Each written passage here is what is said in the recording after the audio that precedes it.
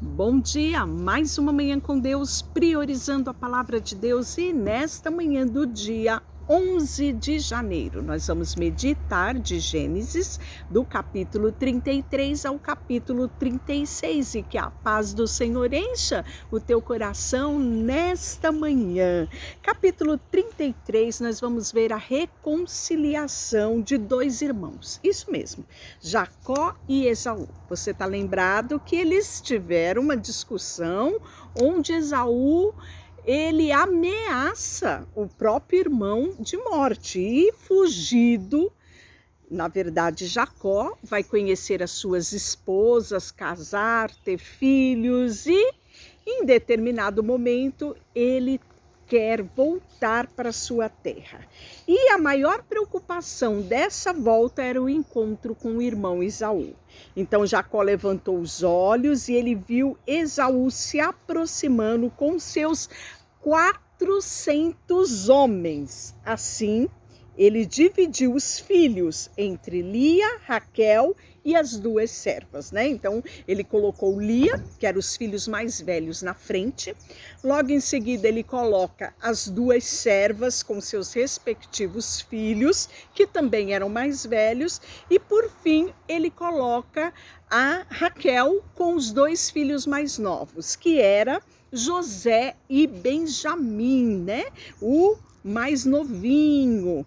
E nós vamos ver que nessa escala ele se aproxima do seu irmão. E quando ele se aproxima, o versículo 3 fala que ele se curvou 7 vezes, né? E isso era uma demonstração de reverência dele para com o irmão. E o texto fala que Esaú correu ao encontro de Jacó e o abraçou. Olha que coisa maravilhosa. Pôs os braços em volta do pescoço do irmão e o beijou, e os dois choraram. Olha que momento extraordinário de cura e restauração que esses dois irmãos viveram. Quando se distanciaram, um queria matar o outro. E agora, quando se reencontram, né? Revivendo a saudade de terem vivido tanto tempo um longe do outro, né?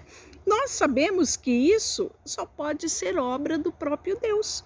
Porque muitas vezes, quando estamos com raiva de alguém, a tendência é essa raiva aumentar, porque você vai lembrando, relembrando, e você automaticamente vai alimentando aquele sentimento ruim. Se Deus não intervir na nossa história, aquilo vai tomando uma proporção maior do que aquilo que nós podemos controlar. Então aqui nós vamos ver a interferência de Deus na vida de Jacó, de Esaú, ao ponto deles se reencontrarem e não ter mais entre eles ódio, raiva, ressentimento, sentimento de, na verdade, morte, não. Há ali uma saudade, um aconchego, o amor entre dois irmãos, né? E aí Esaú pergunta: quem são todas essas pessoas que estão te acompanhando, Jacó?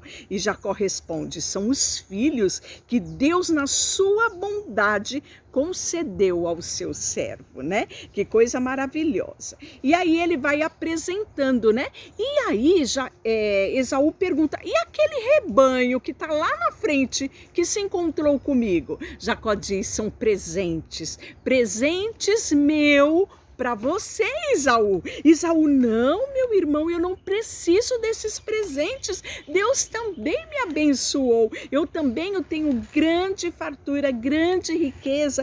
E Jacó vai insistir, né? E diante dessa assistência, ele recebe. O texto fala, olha, versículo 10. Não, se obtive seu favor, peço que aceite meu presente. E que alívio é ver o seu sorriso amigável, meu irmão. E é como ver a face de Deus. Por favor, aceite o presente que eu lhe trouxe, pois Deus tem sido muito bondoso para comigo. Tenho mais do que o suficiente. Diante da insistência de Jacó, Esaú acabou aceitando o presente. E aí nós vamos ver que eles vão andando, né? E Esaú até se prontificou. Vamos continuar a viagem. Continuar a viagem agora todo mundo junto, né? Numa grande celebração. E aí Jacó fala para ele: não, meu irmão, eu tenho ainda filhos pequenos, muito animais, né? Você vai na frente que eu vou atrás te acompanhando. E assim eles prosseguem a viagem. Num determinado momento, capítulo 34, fala que Jacó parou numa cidade. E aí, essa cidade, depois dele percorrer o caminho de Padã-Arã, ele chegou em segurança à cidade de Siquém, na terra de Canaã.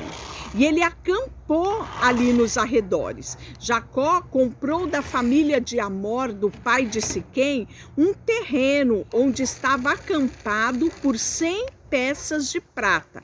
E ali ele construiu um altar e o chamou de El-Ebone Israel. E aí nós vamos ver que nessa cidade tem um rapaz que ele se apaixona pela única filha de Jacó, Diná. Diná era a única filha mulher de Jacó.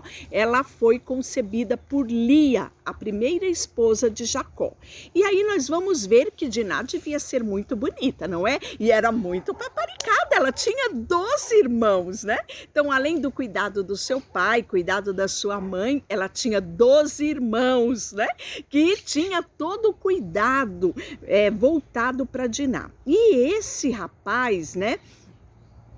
Se apaixonou, o nome dele era Siquém, e ele se deita, né? Não de forma honrosa. O texto fala que ele viu Diná, agarrou ela e teve relações com ela, né? Então foi uma relação ilícita, ele violentou Diná.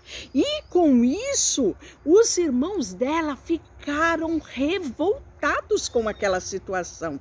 E o texto disse que logo depois que aconteceu isso, esse rapaz Siquém, ele ficou terrivelmente apaixonado por Diná. Ele se arrependeu do que ele tinha feito e ele pede para que o pai dele, Amon, fosse até a casa de Jacó e pedisse a mão de Diná em casamento. E aí assim acontece, o pai dele vai lá, pede, fala: olha, meu filho está muito apaixonado pela sua filha, vamos fazer um contrato, vamos aqui juntar as famílias, vamos fazer um belo casamento, né? Mas o ato praticado por Siquém contra Diná era um ato que não era aceitável para o povo de Israel. E aí nós vamos ver que os filhos de Jacó respondem com falsidade a Siquém, dizendo para eles: tudo bem, nós vamos aceitar o seu acordo, mas todo mundo vai ter que ser circuncidado, porque este é o costume da nossa família. E Siquém estava tão apaixonado que caiu na história dos filhos de Jacó.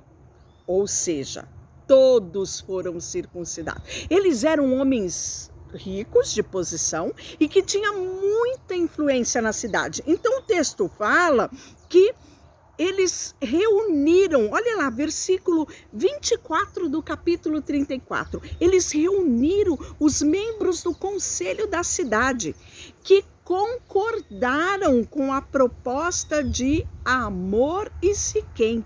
E todos os homens da cidade foram circuncidados. Veja só, o texto fala que quando eles estavam no terceiro dia da circuncisão, que ainda estavam sentindo muitas dores, todos prostrados, o que os filhos de Jacó fizeram?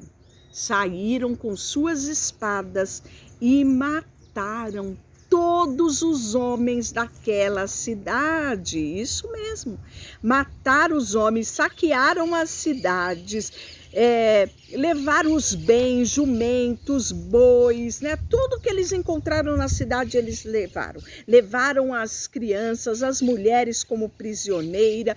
Jacó, quando ficou sabendo, disse: vocês arruinaram a nossa vida.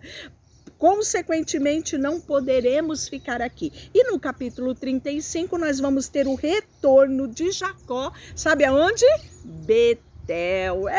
Betel. Lembra de Betel? Betel foi no capítulo 28, versículo 19, onde Jacó estabelece ali um altar dizendo: este lugar é a casa de Deus. É onde ele teve a primeira experiência com Deus, foi em Betel. Então nós vamos ver o retorno de Jacó a Betel, ao lugar de origem, ao lugar onde ele estabeleceu uma aliança com Deus, né?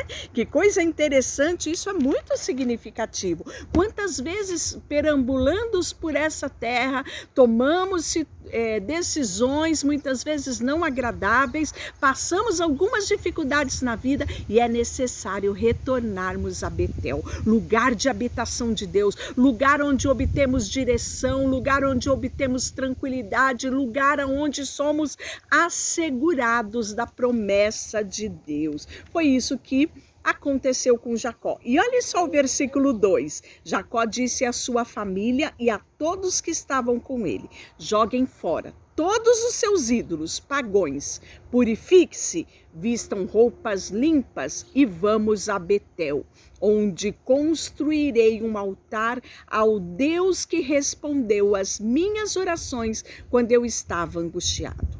Ele tem estado comigo por onde eu ando, né? Esse momento foi um momento muito importante, porque lá no capítulo 12, né? No capítulo 28, 19, Jacó estava sozinho. Foi uma experiência única para ele. Aqui não. Aqui ele testifica a geração dele. Ele leva toda a casa dele, toda a família dele a saber que há um Deus que o guiava, há um Deus que ele orava em tempo de aflições, um Deus que estava com ele por onde ele andava. Agora essa experiência não seria apenas de Jacó, seria uma experiência de toda a família. Então, entregaram a Jacó todos os ídolos, pagões, argolas que usava nas orelhas, e ele os enterrou ao pé da grande árvore perto de Siquém. Ou seja, o que Jacó está fazendo? Olha, nós vamos estabelecer um novo tempo, nós vamos estabelecer um marco, nós vamos voltar à essência daquilo que Deus quer de nós, né?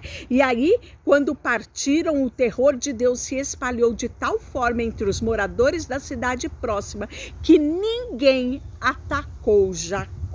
Por fim, Jacó e todos os que estavam com ele chegaram à luz, que é chamado Betel, casa de Deus, né? Em Canaã. E Jacó construiu um altar ali e o chamou de lugar El Betel, né? Pela segunda vez, pois Deus lhe havia aparecido em Betel quando ele estava fugindo do seu irmão, né? Quando ele era ainda sozinho. Agora ele está de volta com esposa, filhos, uma geração inteira, uma conquista, né?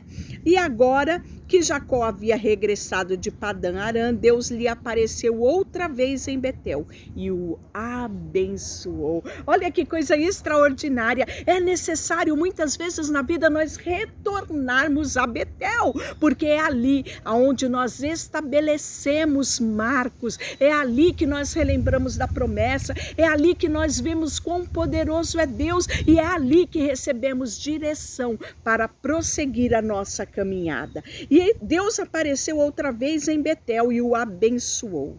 Disse: seu nome é Jacó, mas você não será mais chamado Jacó. De agora em diante, seu nome será Israel. Deus deu a ele o nome de Israel. Deus também lhe disse: eu sou o Senhor Todo-Poderoso. Seja fértil, multiplique-se. Olha só, né? E Jacó já tinha quantos filhos? 12 filhos homem e mais uma filha mulher. Seja fértil e multiplique-se. Você se tornará uma grande nação. Sabe de quem ele herdou isso? Ele herdou isso do avô Abraão. Lembra dessa história? Deus é um Deus que traz a promessa, e essa promessa ela vai sendo passada de geração em geração. Você se tornará uma grande nação, até mesmo muitas nações. Haverá reis entre os seus descendentes. Eu lhe darei a terra que dei a Abraão, Isaque. Sim, eu darei a você e aos seus descendentes. Em seguida, Deus se elevou do lugar onde havia falado com Jacó. E Jacó levantou uma coluna de pedra para marcar o lugar onde Deus havia falado com ele, né? E logo em seguida nós vamos ver a morte de Raquel, né? A segunda esposa, a tão amada Raquel. Ela é morta, né? E nós vamos ver que, no caso que ele parte de Betel rumo a Efrata, Raquel sentiu fortes dores e aqui acontece o nascimento do último filho de Jacó. Raquel estava grávida de Benjamim. Olha só que interessante essa história. O texto fala que ela, em fortes dores, em trabalho de parto, quando ainda estava a certa distância da cidade. As dores de parto aumentou e a parteira disse: não tenha medo, você terá um outro menino. Raquel estava quase morrendo, mas com o seu último suspiro chamou o menino de Benoni. Mas logo que isso aconteceu, o pai do menino, no entanto, o chamou de Benjamim. Assim Raquel morreu e foi sepultada junto ao caminho de Efrata. Ou seja, Belém. Sobre o túmulo de Raquel, Jacó levantou um monumento de pedra, né? Olha que interessante aqui, né? Nós vamos ver que, pelo último desejo, pelo estado emocional de Raquel, quando ela dá o último suspiro, ali no nascimento do seu filho, ela chama o filho de Benoni. Benoni significa filho da dor. Imagina uma criança ser conhecida pelo resto da sua vida como filho da dor. Foi esse o desejo de Raquel na angústia, né, de ter aquele filho. Mas logo em seguida Jacó entra e diz: não, o nome dele não será Benoni, o nome dele não será filho da dor, e sim Benjamim, filho da minha mão direita. E assim nós vamos ver que fecha-se o ciclo aqui dos filhos de Jacó com o nascimento de Benjamim. Deixa eu orar por você, Senhor, nesta manhã. Colocamos diante de Ti a nossa vida, o nosso coração, tudo que temos e tudo que somos. Em nome de Jesus, amém. Deus te abençoe.